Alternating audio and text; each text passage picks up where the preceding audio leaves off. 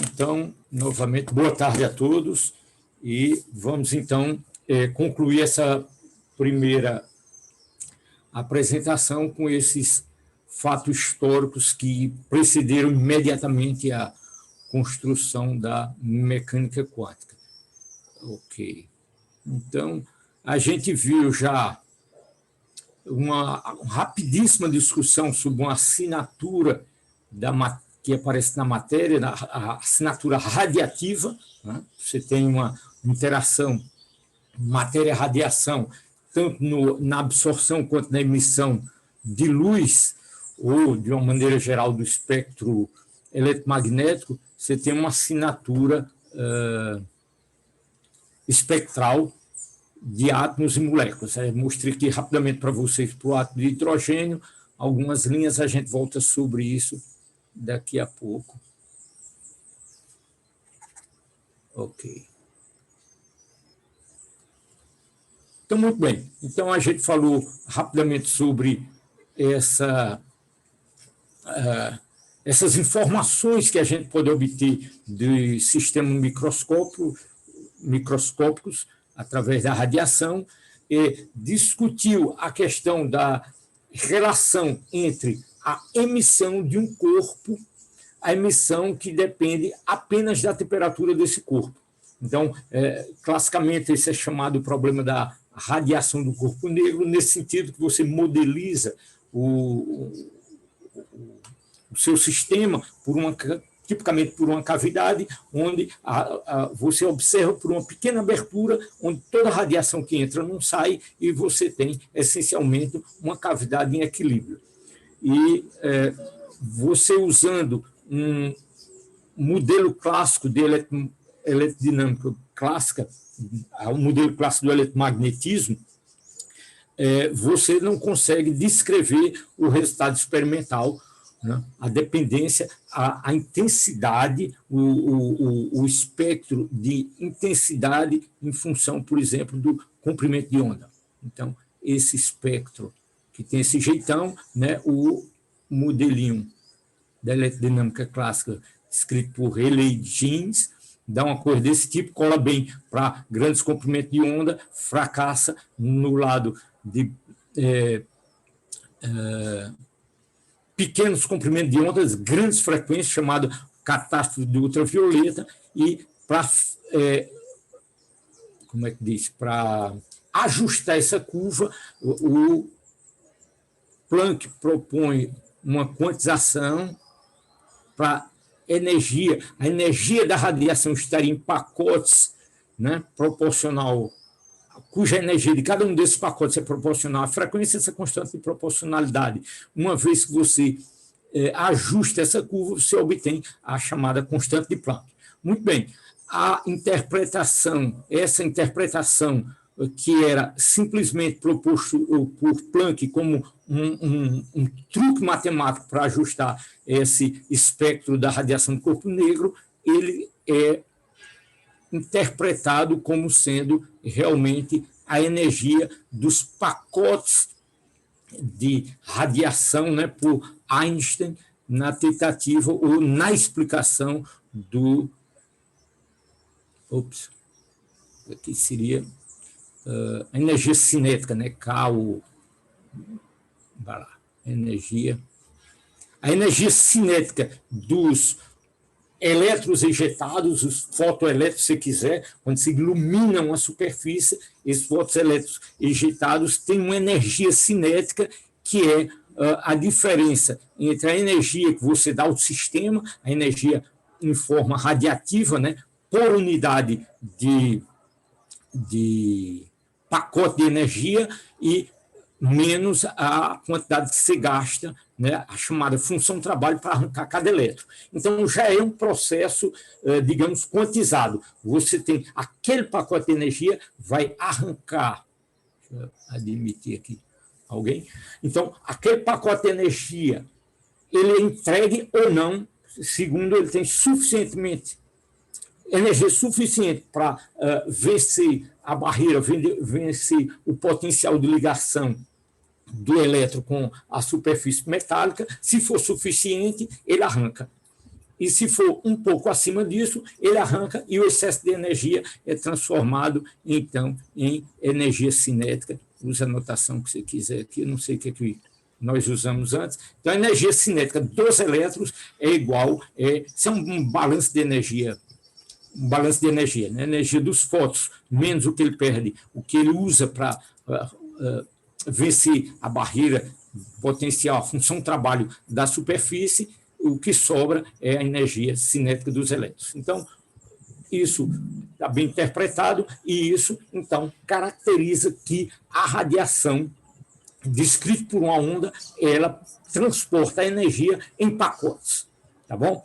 Aí a gente, por enquanto, vai se exibir de qualquer tentativa de discussão sobre isso, mas na frente a gente pode até discutir um pouco alguma interpretação para esse aspecto, pacote de energia, característica corpuscular, se a gente quiser chamar assim, e a natureza ondulatória da radiação. Muito bem. Então, até aí era onde a gente estava na segunda-feira, na discussão passada. Hoje a gente fala do efeito Compton, onda piloto de de Broglie e o modelo de Bohr, ou o contrário, o modelo de Bohr e a onda piloto de de Broglie.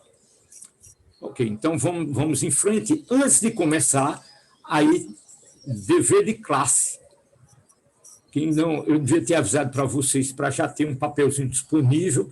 Tenta fazer essa continha rápida aqui, um pequeno exercício em classe, para a gente ficar com intimidade com isso, que é o seguinte: é um problema de radiação de corpo negro. O que é que nós temos aqui? Nós temos, em função do comprimento de onda, aqui o comprimento de onda em micro,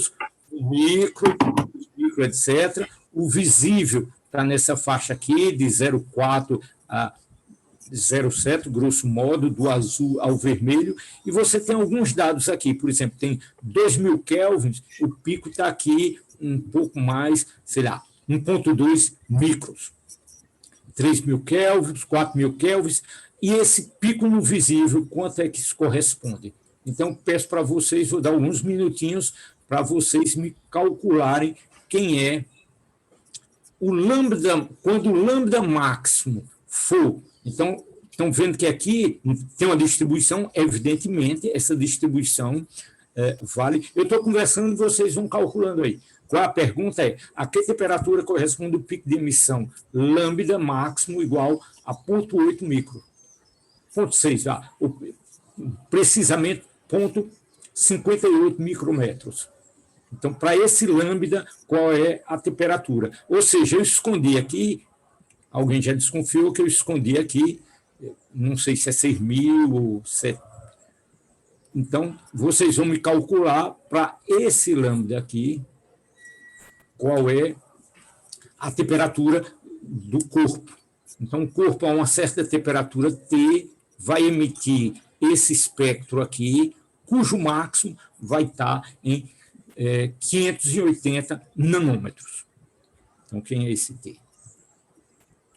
Isso é a pergunta A. Pergunta B, para quem já fez a primeira, eu dou agora, olha, aqui você tem uma temperatura, então, isso aqui, essa temperatura é 2.000, se eu pegar aqui, vai se deslocando para cá, 1.000, etc., e se eu pegar 300 Kelvin, que é a nossa temperatura ambiente, grosso modo, né? Você disse que a temperatura ambiente é 27 graus Celsius, quem é o lambda máximo? Ou seja, essas expressões valem para temperatura, a expressão que você tem lá, vocês viram lá, que a gente viu na aula passada, vale para a temperatura em Kelvin, evidentemente. Tá certo? Alguém calculou primeiro?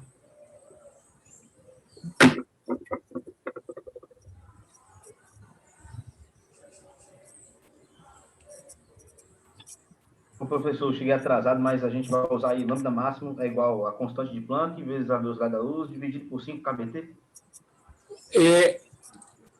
Tem uma constante, a gente deu uma constantezinha. Acho que utiliza a lei de Wien, né, professor? Sim. É uma expressão trivial.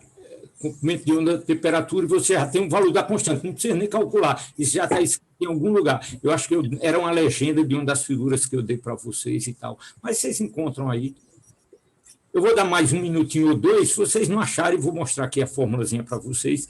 E questões equivalentes a essa estão na lista. Eu espero que essa não deve ser da lista, não.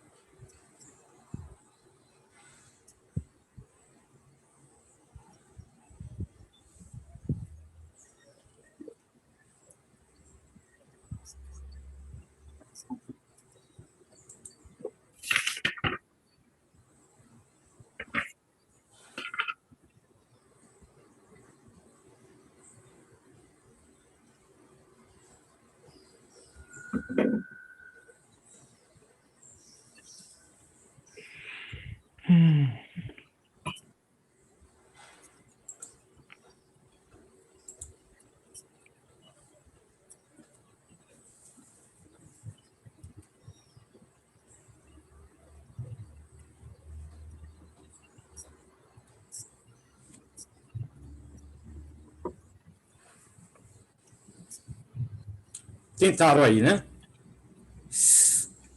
Alguém conseguiu? Eu, professor. Pois não. Oi, professor. Eu deu 5.153. Pronto, em torno de 5.000, e alguém conseguiu outro valor? E para 300 Kelvin, alguém conseguiu fazer? Qual o comprimento de onda correspondendo a 300 Kelvin?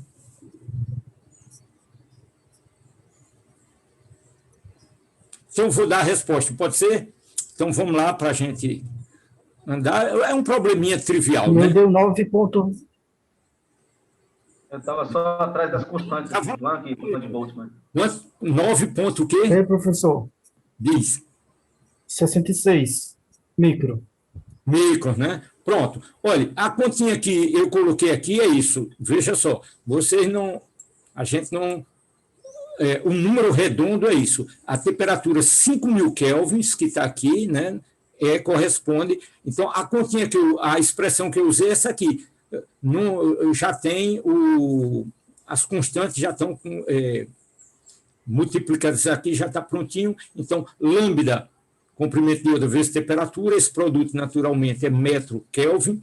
Então, esse número aqui vocês vão encontrar lá na formulazinha. Usando aqui direto, você para 5.000 kelvins, você vai encontrar lambda máximo de... desculpa, é o contrário. Para lambda, eu dei 0,58 micros, eu encontro em torno de 5.000 kelvins.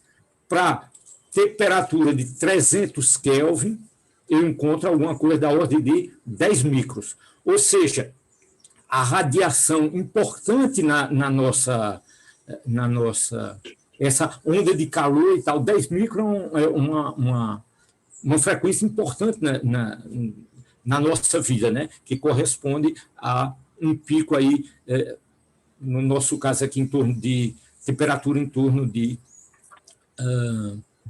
300 Kelvin, 27 graus, aproximadamente 27 graus Celsius. Agora, vejam bem, para a cultura de vocês, eu acho que vocês já ouviram falar da radiação de fundo, né?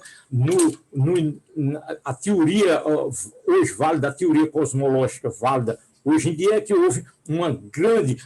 todo o universo estava extremamente condensado num volume muito pequeno, né? Algumas teorias extrapolam, diz que isso aí era pontual, mas, bom, não é a discussão, mas é um fato medido que você tinha uma região extremamente densa, extremamente quente, e isso se expandiu, né? Com a expansão do universo, o chamado Big Bang.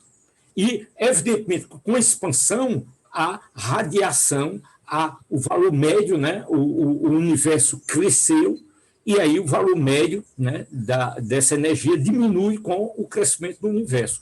E hoje isso corresponde, quem sabe, qual é se você botar um detetor em qualquer direção do espaço, você vai medir uma radiação que corresponde a 4 kelvins, não é isso?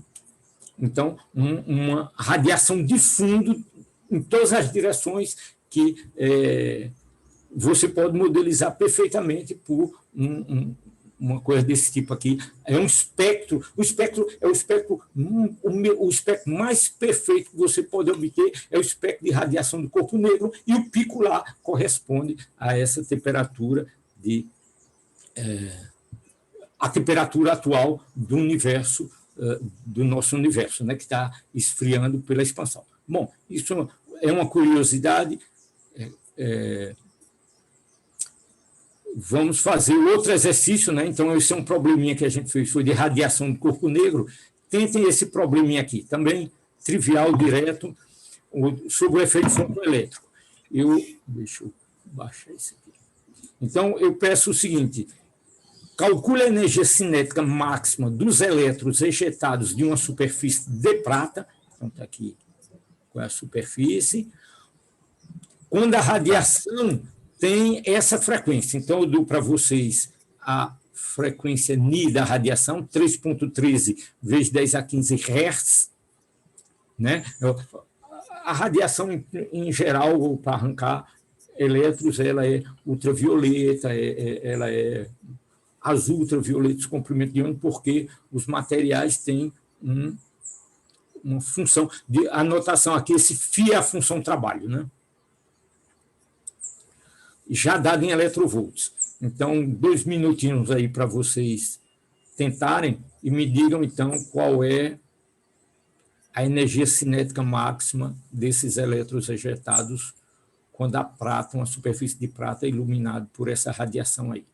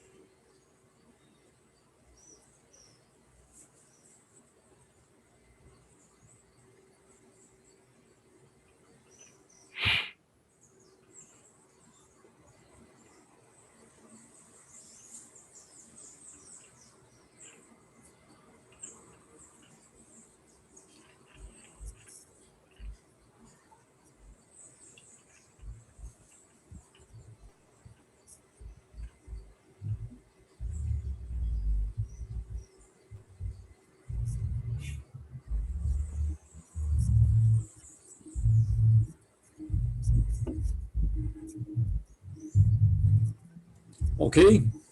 Vamos lá. Então, enquanto vocês estavam calculando aí, eu fui olhar aqui no preciso, eu falei da radiação de fundo, corresponde a uma temperatura de 2,7 Kelvin, em torno de 3 Kelvin, né? A radiação background. Então, alguém calculou?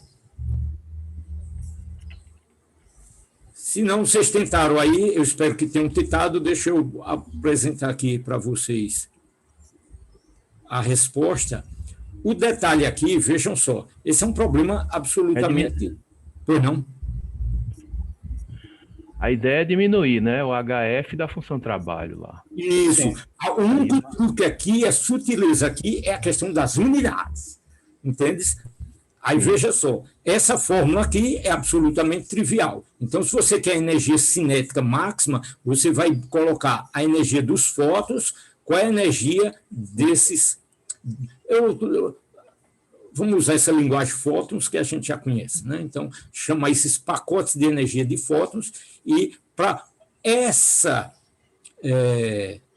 frequência, eu multiplicando por H, qual é a energia? Veja só, o H que a gente escreveu lá, em torno de 6 vezes 10 a menos 34 joule segundo, está no sistema internacional. Então, se eu multiplicar por essa frequência, que é um número aqui grande, 10 a 15, mas mesmo assim você vai ter uma energia, 10 a 15, 10 a menos 34, vai dar um número ainda extremamente pequeno, tá bom? Da ordem 10 a, sei lá, menos 20, ok?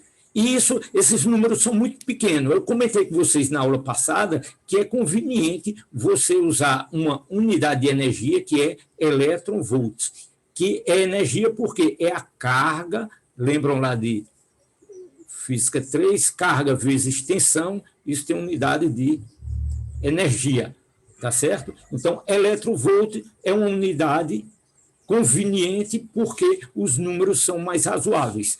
Então, as contas, olha, em eletronvolt, esses números aqui que seriam muito pequenos em joule, em joule esses números seriam muito pequenos, em eletronvolt eles são bem razoáveis. Então, veja só, o H em eletronvolts, como é que eu transformo joule, né? Como é que eu transformo isso aqui? É uma energia, como é que eu transformo essa energia em joule em eletronvolts? Eu tenho que multiplicar por quê? Pela carga do elétron. Tá certo? Então, se eu multiplico... como é? É 1,6 vezes 10 a menos 19. 1,6 vezes 10 a menos 19 Coulomb, né? A carga do elétron. Então, se eu multiplico aqui, eu vou ter, então, esse valor do H em eletronvolts segundos. Tá certo? Então, uma vez que eu fiz isso, aí fica tudo tranquilo, porque essa função trabalho aqui, W, ela já está em eletronvolts, aqui está em eletronvolts, eu vou escrever essa expressão em eletronvolts, obtenho K em eletronvolts. Aí fica tudo homogêneozinho em termos das unidades. Então, a única sutileza desse problema aqui, fazer essa subtração é trivial, mas cuidado com as unidades. Então, H em eletronvolts segundos está aqui, frequência essa que está dada, menos 4,73, de onde vem isso? Dessa informação aqui, que é superfície de prata. Aí a gente vem aqui, está em inglês, mas vocês... Não pode ser platínio, cobalto, zinco, sódio, tem que ser isso aqui, né? Silver, todo mundo sabe que é prata. Então, 4,73, faz essa continha aqui e a gente obtém, então, 8,22 eletronvolts, isso seria a energia cinética máxima desses elétrons. Tranquilo, pessoal? Então, 2 exemplos, ou seja, sempre lembrando a vocês que é essencial fazer os exercícios, praticar, e o que eu gostaria que ficasse claro para vocês é a parte conceitual, mas tem que saber aplicar esses conceitos. Então, vamos para o tema seguinte, e com isso a gente termina a aula passada, a aplicação da aula passada, e vamos falar, então, do efeito cômputo. Eu começo aqui apresentando para vocês o aparato experimental, né? Você tem, essencialmente aqui, você tem uma fonte de radiação bem energética, isso é uma fonte de raio-x, tá certo? Que você consegue direcionar através de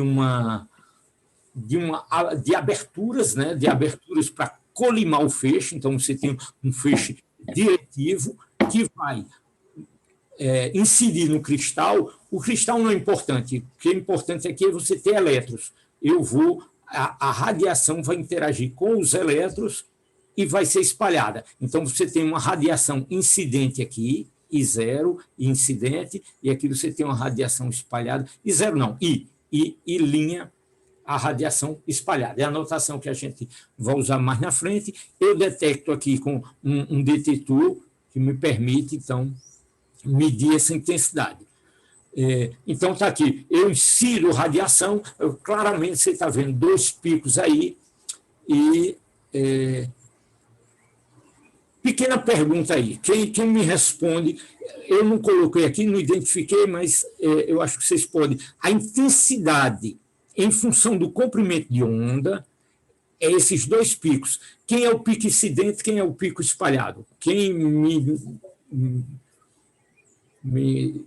me diz quem é quem aí? O professor deu uma travada, a gente ficou um pedaço aí sem escutar. Vou repetir, então. Vou repetir pelo menos a pergunta. O que eu estou dizendo aqui é que isso aqui é um espectro, né? É a intensidade detectada aqui em função do comprimento de onda. Eu escolho um bom ângulo aqui, daqui a pouco vou explicar para vocês qual é o bom ângulo para você fazer isso, e isso depende do ângulo, mas o importante é que eu tenho um pico aqui e um segundo pico aqui. Então, claramente, eu tenho 2 frequências características. Aí, um está associado à radiação incidente e a outra à radiação espalhada. Aí, a provocação que eu estou fazendo para vocês vocês conseguem me dizer qual desses 2 picos é o incidente e qual é a radiação espalhada? É uma questão para engenheiro, para físico, para pessoas de ciências exatas. Uma questão de lógica. Tem a ver com a questão de conservação de energia. Ou seja, a incidência... Dá um chute aí, a gente tem que entender. Oi? Acho que o pico de maior intensidade é da incidente, porque maior intensidade... Você acha que a incidente é essa, né? O argumento dele, olha, tem maior intensidade, então deve ser o que é incidente. Mas veja só, como eu estou detectando aqui, esse pode ser um incidente porque ele é menor porque eu estou detectando indiretamente. É residual. Relação, né? Depende do ângulo aqui, então, a priori, se você podia só detectar esse que está sendo espalhado, mas tem luz, tem radiação espalhada aqui, então uma parte dessa luz é espalhada elasticamente. Né? Se as duas, já estou ajudando vocês, se num processo elástico muda a energia, física 1. No processo elástico a energia é a mesma, tá certo? Não tem, conserva a energia num processo elástico, de espalhamento elástico. Então, se conserva, só teria um pico. Pode mudar a direção, pode ter alguma coisa, mas a energia não mudaria. Aqui, claramente, é um processo inelástico. A energia muda. Por que eu estou falando que a energia muda? Porque eu sei que a energia é HNI. Ou posso escrever, eu sei que C é igual a lambda NI. Então, NI é C sobre lambda. Então, NI é C sobre lambda. Então, a energia é H sobre C lambda, tá certo? Então, eu estou vendo que o lambda está variando, aqui eu tenho duas frequências. Então, deixa eu dar a resposta para vocês, dizendo o seguinte, o incidente é esse aqui, é o de menor comprimento de onda. Por que ele é um incidente? Porque se é um processo inelástico, o espalhado tem que ter uma energia menor. Se ele tem uma energia menor, não é? Você jogou um fóton, se você perdeu energia no processo, o outro tem que ter menos energia. Então, você tem um incidente que é Hni e o espalhado Hni'. Esse aqui tem Ni' tem que ter uma frequência menor, portanto, um comprimento de onda maior. Né? Aos poucos, vocês vão ganhando intimidade com isso e vão se habituando a passar de frequência para comprimento de onda. Então, esse aqui é o incidente, né? Então, o incidente é o pico de menor energia, menor comprimento de onda. Estou dizendo bobagem? Quanto menor o comprimento de onda, maior a energia. Pronto. Então, esse é o incidente e esse aqui é o espalhado. Então, vamos em frente, vamos continuar aqui e vamos discutir. Eu comentei rapidamente na aula passada e eu decidi adicionar uma transparência, um slide aqui para vocês, porque eu acho que a conta é suficientemente fácil para a gente acompanhar, e então vou fazer com um certo detalhe aqui. Para explicar o efeito fotoelétrico, a gente vai usar uma expressão aqui meio estranha, provavelmente estranha se não para todos, para muitos de vocês, que é a expressão relativística da energia. Isso vale tanto para a radiação como para partículas. Parece um negócio meio escandaloso, mas essa energia, a energia de uma partícula relativística, seja ela uma radiação ou matéria, um elétron, por exemplo, que tem um termo aqui que vocês todos reconhecem aqui.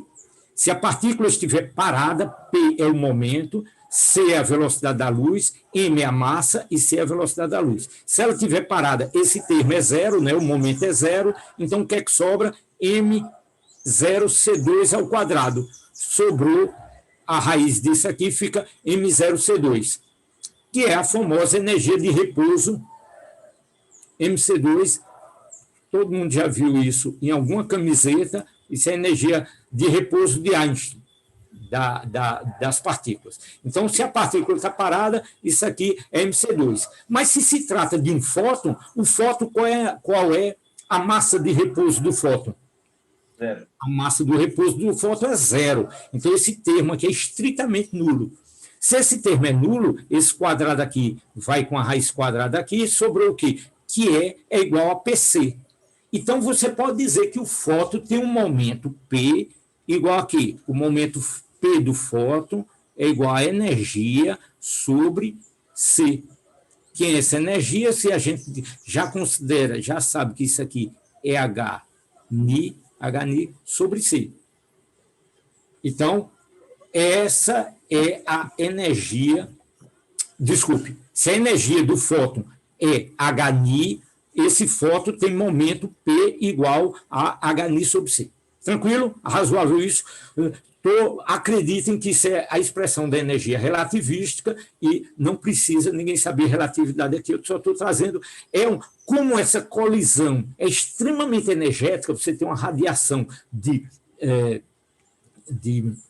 pequeníssimo comprimento de onda, é uma radiação de raio-x que vai incidir lá nos meus elétrons. Aquele cristal é simplesmente um portador de elétrons. O problema que a gente vai tratar aqui é um problema de espalhamento de quem? Da radiação. Então, a radiação incidente, ela chega aqui com o momento P, é espalhada pelinha, a gente viu o setup, né, a montagem experimental, então tem uma radiação espalhada de comprimento de onda diferente, entra P, sai pelinha, e aqui o P maiúsculo, isso aqui é um P maiúsculo, e isso é o momento do elétron.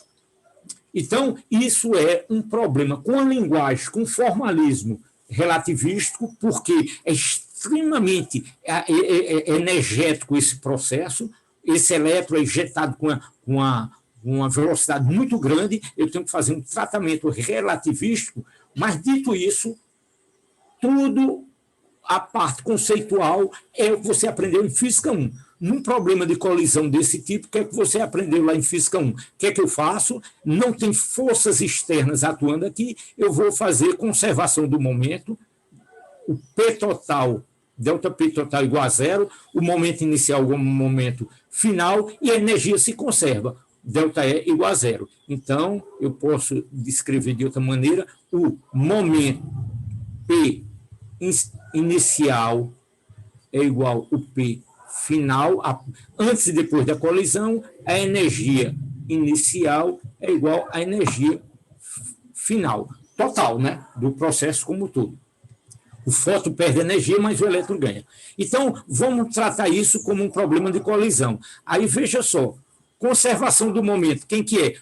Se eu considero que o elétron está parado, você diz, não, o elétron está se movendo lá no cristal, mas é uma velocidade muito baixa em relação à velocidade que ele vai sair aqui, que é uma velocidade comparável à velocidade da luz, né? Então, é extremamente energético a colisão, então eu considero ele inicialmente parado. Então, no início, o momento antes é o quê? Essencialmente o momento da radiação incidente. Razoável isso? Então, o momento P incidente, então P incidente, aqui é um vetor, né? O vetor do momento do fóton incidente. E depois, do outro lado, aí eu tenho o momento do fóton espalhado e o momento do elétron espalhado. P' para cá, P grande para cá. Razoável isso? Então, vetorialmente, é essa equação muito simples aqui. Momento inicial total, porque você tem um termo aqui, o P0 do elétron inicial, a gente despreza, é muito pequeno, faça os outros termos, então a equação é esse tipo. Momento inicial igual ao momento final. Razoável isso? Mesma coisa para a energia. Então, veja só, pessoal, se eu passo esse P' para o outro lado, o que é que eu fico? Eu fico com P grande igual a P menos P', passo tudo isso aqui ao quadrado e obtenho essa expressão aqui. Não choca ninguém, né? Quadrado do primeiro, mais o quadrado do segundo, mais o produto de um por outro, como isso aqui é um vetor, é o produto escalar. Ok, conservação da energia. Mesmíssima coisa. Energia antes. Quem é energia antes? Energia do fóton incidente, HNI, mais a energia do elétron. O elétron, eu considerei ele parado, só tem energia de repouso. Massa do elétron vezes C2. Essa é a energia de repouso dele. Então, a energia antes. E a energia depois é a energia do fóton espalhado, HNI', vezes aquela energia relativística que vocês viram no slide anterior. Estão íntimos, né? Que é energia de repouso ao quadrado, PC2. Então, essa aqui é a energia total do elétron espalhado. Tranquilo? Muito bem. A gente volta aqui. O que é que eu posso fazer aqui? Eu posso desenvolver um pouquinho. Olha, tem uma raiz quadrada aqui, eu não sei trabalhar com raiz quadrada, porque a gente é chato a raiz quadrada, a gente leva tudo isso aqui ao quadrado. Você leva isso aqui ao quadrado, esse termo desaparece, essa expressão aqui eu botei do lado esquerdo, o autor, né, escreveu aqui do lado esquerdo, e do lado direito ficou quem? HNI menos HNI', mas esse termo aqui, está aqui. Tudo isso ao quadrado. Esses dois termos eu considero como AB. Então, isso aqui é o primeiro ao quadrado, segundo ao quadrado, produto do primeiro vezes o segundo. Só isso, tá certo? E aí eu posso já cortar esse carinha com esse carinha aqui. Então, fico do lado esquerdo com a coisa que é P2, C2 ao quadrado. Essa é a expressão da energia. A expressão do momento, voltando aqui para a nossa expressão do momento, o que é que eu posso dizer? Olha, quem é P2? P2 nada mais é do que HNI sobre C. Eu mostrei para vocês lá, né? Então, quem é P ao quadrado, o vetor P ao quadrado, é P, produto interno P. Sim. Que é o módulo dele ao quadrado, que é HNI sobre C. Tá certo?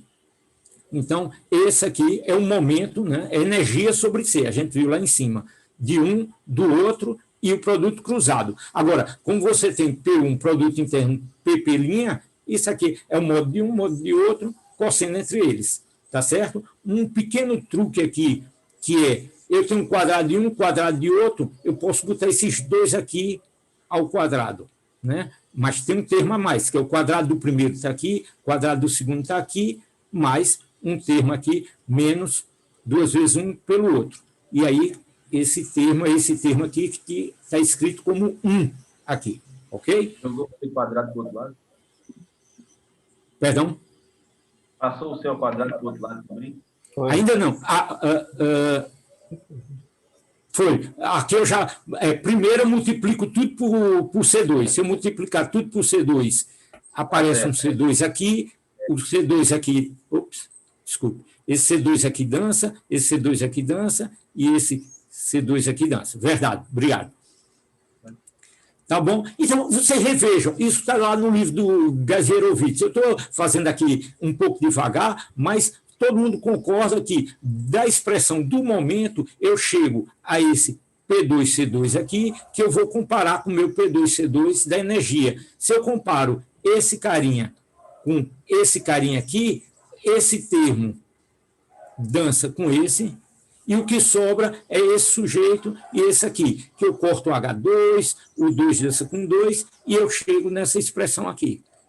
Uma expressão relativamente simples, que se eu usar a expressão C igual a lambda ni, ou seja, ni é igual a C sub lambda, substituo aqui, obtenho uma expressão mais simples ainda.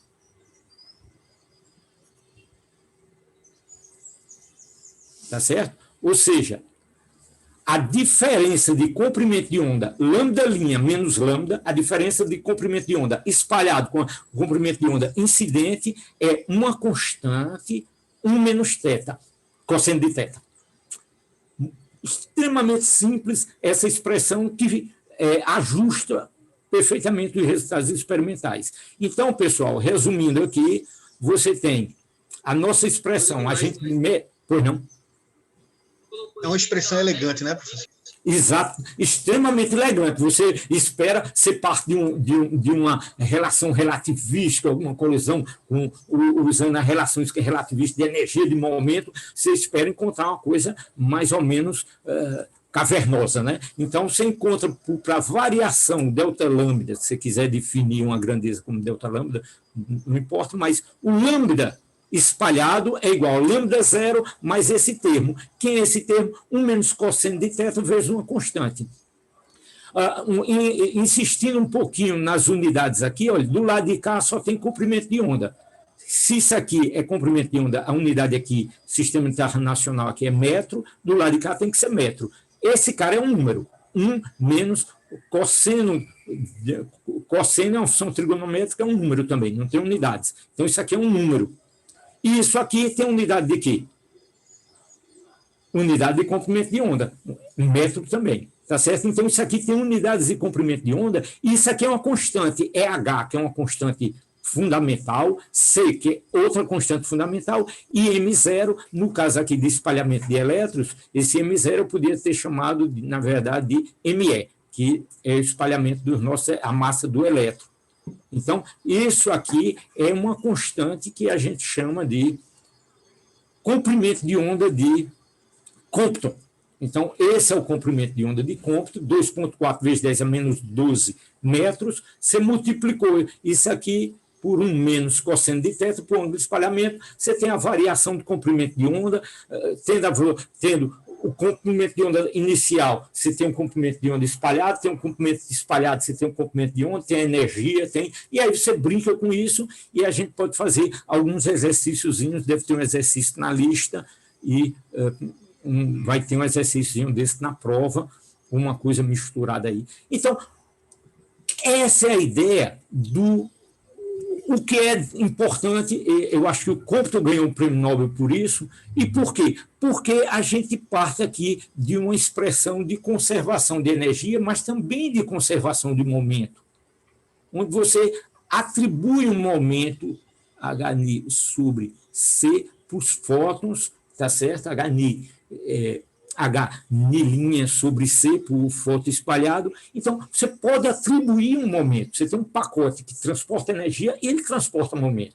tá certo? Isso você joga, hoje tem experiências modernas em que você resfria átomos, as temperaturas mais baixas do universo são obtidas, você irradiando átomos, eles vão perdendo energia cinética num problema de colisão. A maneira mais simples de imaginar isso é pega um feixe atômico e do outro lado você joga luz. Processo de muitos espalhamentos, milhares de espalhamentos, vai freando, você fica com uma amostra de átomos extremamente frios, e aí esses átomos têm propriedades muito interessantes, são uma coisa muito bonita. Não vou me empolgar, porque eu trabalhei com isso anos atrás, na minha juventude, e aí eu fico aqui o resto da aula falando de resfriamento de átomos com radiação.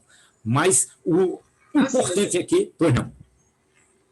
Mas se empolga que a gente gosta. Tá bom, não, mas naturalmente eu tenho que me vigiar para não divergir muito da aula. Qualquer dia desse eu dou um seminário para vocês sobre cosmologia.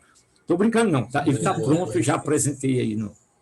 Ok, pessoal. Mas, então, voltando aqui para a gente não perder o fio da meada, para não ter muita distração, para a gente não perder a compreensão do que a gente está fazendo. Com esses dois resultados, o que é que a gente conclui? O efeito fotoelétrico, o efeito Compton, mais ou menos naquela época da construção dessas ideias, no início do século XX, você tem, então, que fica claramente entendido na experiência do efeito fotoelétrico, que você só entrega energia da radiação em pacotes, e esses pacotes eu sei quantificar em uma expressão muito simples, HNI, e ele transporta momento dado por essa expressão aqui, H sub lambda. Tá certo? Então, isso está bem demonstrado na experiência do efeito fotoelétrico e do efeito Compton. Razoável isso? Aí, se você quiser entrar em detalhes, interpretar o que é um fóton e o que não é, então, aí você pode... tem discussões interessantes a serem feitas, mas nesse nível aqui, eu acho que a gente pode ficar maravilhados com esse resultado interessantíssimo, em que você tem a radiação que está no dia a dia da gente, você faz experiências, sei lá, física 4, ou no dia a dia da gente, tem várias experiências onde a radiação, né, transmissão de radiação, é um meio extremamente comercial de você transmitir informação, né? Todo mundo tem um celular, usa radiação, tem as tecnologias 3G, 4G, 5G, radiação está aí para a gente transmitir informação, então é uma onda, mas tem essas experiências que mostram que ela tem um comportamento de partícula, e a onda-partícula, ela é um fóton, ela é uma radiação. Não adianta você querer trazer para uma descrição macroscópica da nossa experiência do dia a dia uma entidade fundamental da física. Tá certo? Então, a gente está falando de radiação aqui. Pois não? Você só falou de fundamental aí, eu lembrei que eu estudei que o fóton ele é um bóson. O tipo de partícula ele é um bóson. O fóton é um bóson. Bóson, né? Tá certo. Olha, aí, claro, você vai, quem se aprofundar aí em física de partículas, ele entra naquela categoria, tem umas categorias, né? Você vai classificar, no mundo subatômico, você classifica partículas, e o fóton está lá como tem os bósons e... férmions e bósons, que obedecem à estatística e tudo diferentes, etc. Mas, então, é verdade que nesse contexto é uma partícula fundamental. Muito bem. Ok, pessoal. Onde estamos? Subir. Com isso, a gente conclui essa discussão sobre a radiação, essas propriedades da radiação, e isso leva a gente a mais alguns slides aqui. Eu vou falar para vocês de de Broglie. De Broglie vai atribuir à matéria qualidade, né? propriedades ondulatórias. E ele vai fazer uma analogia com isso aqui, historicamente, ele usa aquela relação relativística que a gente viu lá em cima e tal, e você faz uma analogia desse tipo para atribuir um comprimento de onda, uma onda piloto associado. Mas antes de fazer isso, antes de falar de de Broglie, deixa eu passar muito rapidamente aqui pelo modelo histórico do átomo. Tá certo? Então, por que se fala muito nesse modelo? Alguns livros não falam mais, passam diretamente aqui, eu poderia falar diretamente aqui de de Broglie e passar, se você tem uma onda, um comprimento de onda associado à matéria, você pode construir uma equação de onda, tá certo? E essa equação de onda foi obtida, ele tentou fazer relativisticamente, depois fez uma descrição não relativística que funciona muito bem para a maior parte dos problemas, é a equação de Schrödinger. E aqui a gente construiria a nossa mecânica quântica. Mas vale a pena para uma turma que pode ter engenheiros, pode ter pessoas que nunca viram nada sobre isso, passar uma pincelada aqui no modelo da velha mecânica quântica, que é muito simples, muito intuitivo, que é o modelo de Bohr. Então, você tenta construir... Você quer descrever o mundo microscópico, lá atrás, no início do século XX, fim do século XIX, início do século XX, e como é que você faz isso? Né? Então, você sabe que tem cargas, tem elétrons, tem prótons, e aí você tem vários modelos, um modelo planetário de Thomson, mas tinha um problema, né? Porque essa carga irradia, quem tiver a curiosidade pode calcular, isso aqui eu acho que dá ordem de nanos, acho que é nanosegundo e tal, mas é um tempo muito curto. Esse elétron emitiria radiação e perderia energia e ia colapsar no núcleo. Não tem átomo, porque uma carga acelerada ela emite radiação e esse sistema não sobreviveria. Então, não funciona nesse sentido o modelo planetário de Thomson, mas houve medidas. Isso aqui é um resultado experimental, né? O de Rutherford se sabia. Então, era muito fácil de estimar a dimensão dos átomos, porque você se conhecia o número de Avogadro, você sabia a quantidade de átomos que tinha numa certa amostra, em gramas, né? O número de Avogadro é o número de partículas no equivalente em gramas da massa molecular. Então, você sabia o número de partículas que tinha, e aí, dado o volume macroscópico, você calcula o volume. Então, essa ordem de grandeza do tamanho dos átomos era relativamente bem conhecido. Mas onde estavam as cargas positivas? Sabia que tinha carga positiva, carga negativa, mas onde estariam? Então, no modelo de espalhamento, que não foi feito por Thomson, eu acho que eram estudantes dele, mas ele interpretou e a distribuição de espalhamento das partículas, ele chegou no modelinho à dimensão de 10 a menos 14 metros para o volume de confinamento lá das cargas positivas. No caso, os prótons, né? Então, o núcleo está confinado a 10 a menos 14, os átomos estão em dimensão da ordem 10 a 10, isso aqui tem uma relação de 4 a 5 ordens de grandeza. Ou seja, se seu núcleo tiver 1 milímetro, em proporção, se o número tiver 1 milímetro, você tem 4, 5 ordens de grandeza, você tem aí na escala nacional alguma coisa entre uma quadra de futebol de salão e uma quadra de um terreno de futebol, né? Sei lá, 10 metros, 100 metros, então dependendo do átomo e dessa relação aqui. Então, as cargas positivas estão fortemente concentradas em um volume que são ordens de grandeza menor, a escala de distância, 4, 5 ordens de grandeza menor.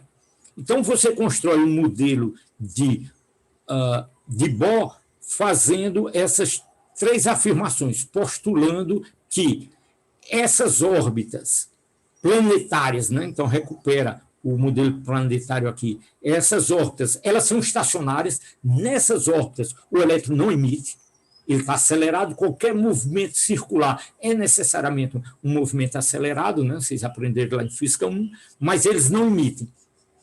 Por quê? Porque é assim, né? Então, é postulado, então tem uma órbita aqui, outra órbita aqui, assim por diante.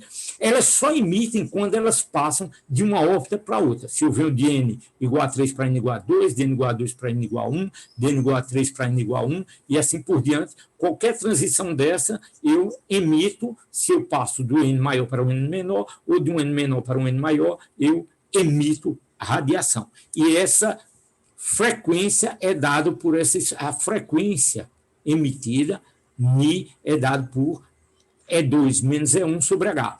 H é a constante de Planck.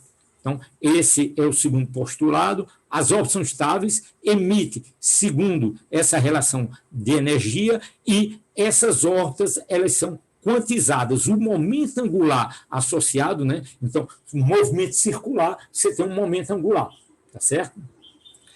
RV e multiplicado PV, né, o momento vetorialmente LR vetor P, e essa grandeza seria, aqui se for uma órbita circular, o R é perpendicular ao P, então eu escrevo dessa maneira, isso seria quantizado. Você faz um cálculo clássico, como é feito esse cálculo? Você tem a força radial, né,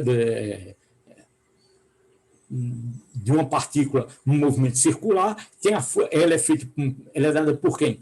Pela a força elétrica, Q1, Q2 sobre 4πε0 R2, isso é igual a mv2 sobre R, né, no movimento circular, e você obtém órbitas quantizadas, cuja energia você pode obter. Isso está feito em alguns livros, no livro do Bergman, deve estar feito também no livro do...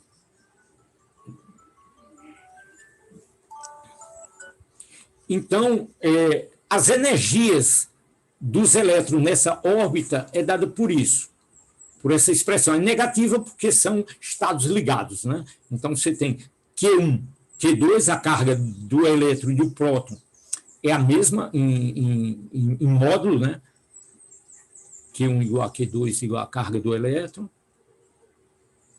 que eu chamei de Q, negativo, né, que é atrativo. A0 é uma escala de distância, é o raio da órbita fundamental, N é um número inteiro. Então, N igual a 1, 2, 3 e assim por diante, é a energia de cada órbita de índice N, tá certo? A transição, então, de uma órbita de energia N para uma energia M emite uma radiação desse tipo, substituindo essa expressão da energia de cada órbita aqui, eu obtenho essa expressão de Bohr.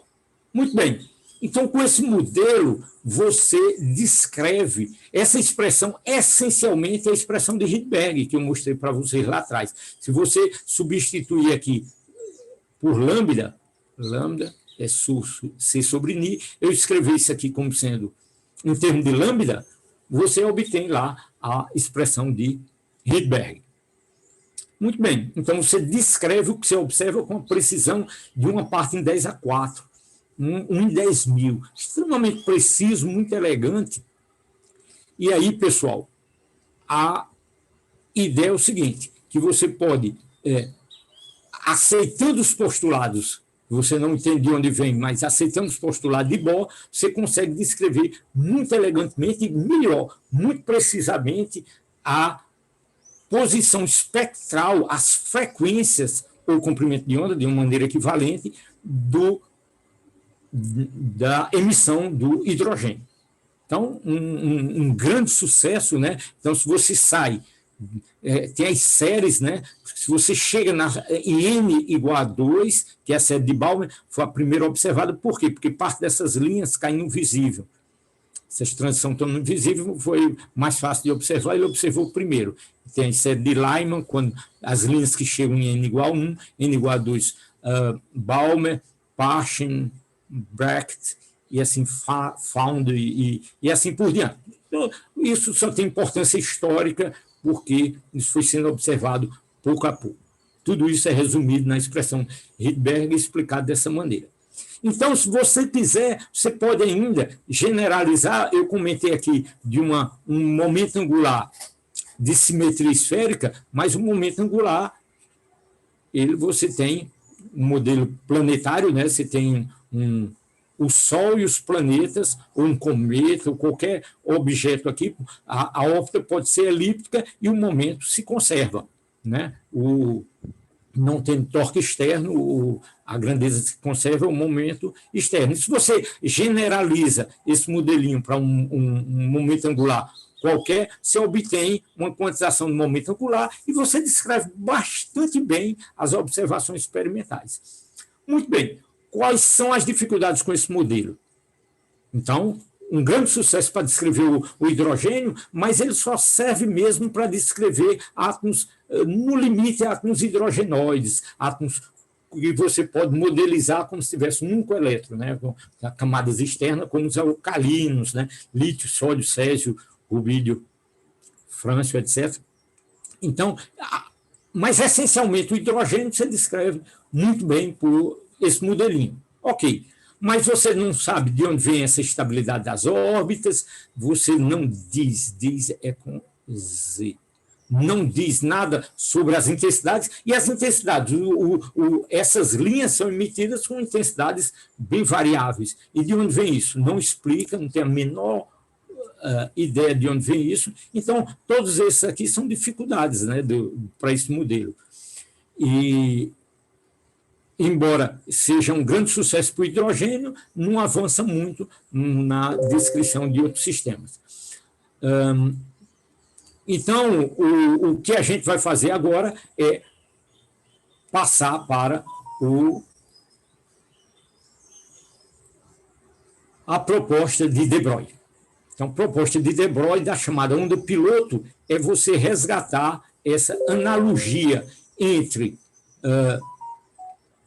radiação, né, a equação Planck-Einstein, se quiser chamar assim, que P é igual a E sobre C, né, você tem uma energia quantizada para os fótons, você tem um momento do tipo H sobre lambda, e você estabelece que você tem a mesma relação lambda, né, lambda vai ser, então, H sobre P. Pronto, então esse é o comprimento de onda, que ele chamou de onda piloto, né, historicamente, e você associa, então, essa onda à matéria. E com isso, se você tem uma onda, a primeira coisa que você tem que fazer é ver se isso faz algum sentido, né? Ninguém viu nenhuma manifestação ondulatória da matéria, mas se você botar números aqui, esse H, já viram que é um número muito pequeno, então, somente para massas relativamente pequenas ou com pequenas velocidades é que você vai ver manifestações desse comprimento de onda. Então, parece fazer sentido. Tem experiências, né, de espalhamento de elétrons em cristais, que o cristal funciona como uma grade, que mostra que isso funciona. Eu vou interromper por aqui, porque eu queria começar a próxima aula falando sobre isso. Essa aula vai ser uma aula mais curta, e eu queria falar dessa mesma experiência da fenda dupla, falando de radiação e de matéria. Ou seja, o que algum de vocês conhece para radiação, a experiência de fenda dupla, que você vê padrões de radiação, você pode reproduzir com partículas, sejam eles elétrons. Eu tenho um filmezinho para mostrar isso aqui para vocês, ou tem um espectro desse tipo aqui, um espectro é uma medida de espalhamento aqui, de difração de nêutrons, tá certo? Então, funciona para elétrons, funciona para nêutrons, funciona para átomos, tem experiências equivalentes com átomos. Então, foi demonstrado muito facilmente, foi demonstrado em várias experiências a natureza ondulatória da matéria, e a partir disso você constrói, então, um modelo para modelo ondulatório para a matéria. Ok? Isso a gente continua. Perdão? Eu fiz o experimento do interferômetro de Michelson. Interferômetro de Michelson é outra coisa, relatividade e tal. Mas ele não é para evidenciar o comportamento ondulatório, é? Como é? Sim, o interferômetro, ele não é assim exatamente para identificar o comportamento ondulatório da matéria? Olha, tu pode ter experiências de você botar onda de matéria numa cavidade, mas o experimento histórico com interferômetro de Michelson permite você comprovar que não existia o éter, não existia uma direção preferencial, é outro contexto, é o contexto da relatividade. Ou se usa interferômetros para medir ondas gravitacionais, mas aí ainda outra história mais distante, mas o que para identificar onda de matéria, você tem no dia a dia, o que é que a gente tem? Tem um microscópio eletrônico. Você ajusta a velocidade dos elétrons, ajusta a energia dos elétrons, ajusta o comprimento de onda. E aí você faz experiências usando o elétron, a natureza ondulatória, para ver com elétrons. Não é legal? Aí você disse, olha, e por que você não usa luz? Porque você tem comprimentos de ondas com elétrons que são muito pequenos, que o equivalente seria do raio-x ou coisa desse tipo, mas se você jogar raio-x, por exemplo, em matéria orgânica, é catastrófico. Em certos materiais, a radiação de raio-x ou pequenos comprimentos de onda é muito energética e pode ser danoso aos materiais. Então, é extremamente conveniente você usar um microscópio eletrônico. O comprimento de onda tem que ser da ordem do espaçamento interatômico, no caso, para poder evidenciar o comportamento também. Eu não sei se eu entendi, mas o que você disse, mas o comprimento de onda depende da velocidade, né? Depende do momento, portanto, depende da aqui. É muito relativamente direto aqui. O comprimento de onda, lambda, é uma constante sobre P. Então, quanto menor a velocidade, maior o comprimento de onda. Quanto maior a velocidade, menor o comprimento de onda. Razoável? Então, é isso. Eu controlo, para uma dada partícula, uma dada massa, eu controlo o comprimento de onda dessa partícula. Agora, evidentemente, no átomo, você vai ter, e aí a gente vai discutir isso bem, pode fazer uma interpretação depois, no átomo você tem uma onda, é muito fácil, é muito intuitivo você entender que tendo uma onda, você vai ter uma onda estacionária, e aí você entende que tem uma estabilidade. E aí a gente vai tirar consequências disso. Eu vou interromper aqui, pessoal, não estou fugindo a uma discussão, sei que vocês estão me provocando, adoro isso, mas eu tenho um compromisso, aí eu prometo, toda a discussão, na próxima aula, a gente continua a partir daqui, e com direito a todas as discussões que vocês quiserem sobre esse assunto. Ô, professor, Pois não. a lista de exercícios o senhor vai disponibilizar ainda? A lista de exercícios já foi, não receberam, não? Só chegou a data de entrega.